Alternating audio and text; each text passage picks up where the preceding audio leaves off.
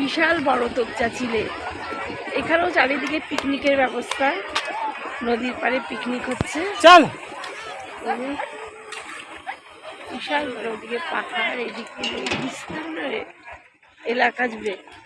ভেবেছিলাম এখানে বোটিং এর ব্যবস্থা থাকবে, কিন্তু না, কোনো বোটিং এর ব্যবস্থা নেই। লেকটা দেখার মতন।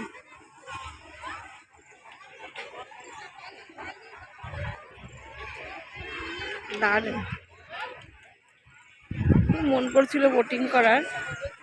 অনেকটাই দূর, পথে মহানায়ক উত্তম কুমারের বাড়ি, সেটা দেখে আমরা যাব। চারিদিকটা একদম পিকনিক স্পটের মতন, অপূর্ব সুন্দর।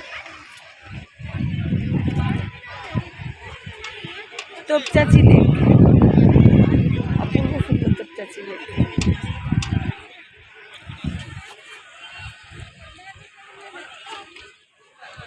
তোপচাঁচি যাওয়ার পথেই বাঁদিকে পড়বে এই মহানায়ক উত্তম কুমারের বাড়ি, বাংলো বাড়ি।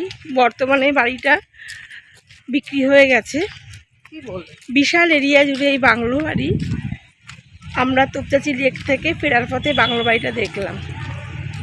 দেখুন কত এলাকা জুড়ে বিশাল বড় বাংলো বাড়ি।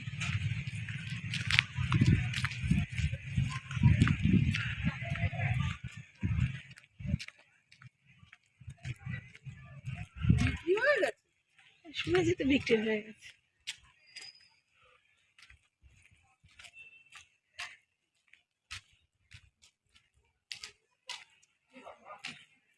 মহানায়ক যখন শুটিং করতেন তখন এখানে এসে রেস্ট নিতেন। সেই সময় কত সুন্দর ছিল।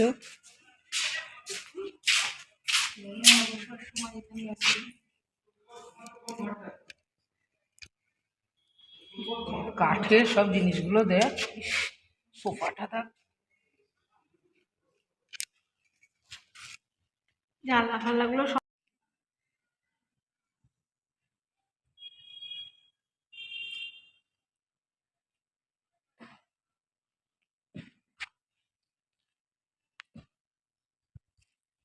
পিছনেও প্রচুর জায়গা, প্রচুর গাছ, আম গাছে ভর্তি, শাল গাছ, আম গাছ, সুন্দর বসার জায়গা।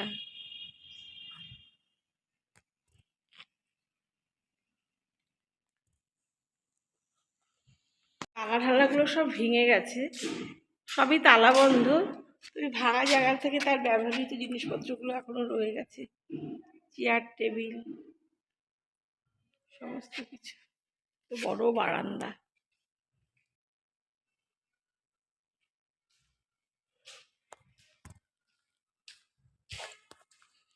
এসেছি ধানবাদ স্টেশনে। আজকে আমরা লোকাল ট্রেনে করে ফিরবো। আমাদের গতকাল টিকিট ছিল, কিন্তু আমরা ক্যান্সেল করেছি একদিন বেশি থাকার জন্য। তাই আমরা লোকালে ফিরবো। একদম আমরা 7টার মধ্যে স্টেশনে চলে এসেছি। এবার দেখি আমাদের কি ট্রেন আছে। দেখে রেখেছি 7:56 একটা আসানসোল মেমু রয়েছে, ওটাই ধরার ইচ্ছা। এই যে কলকাতা স্টেশন, কলকাতা।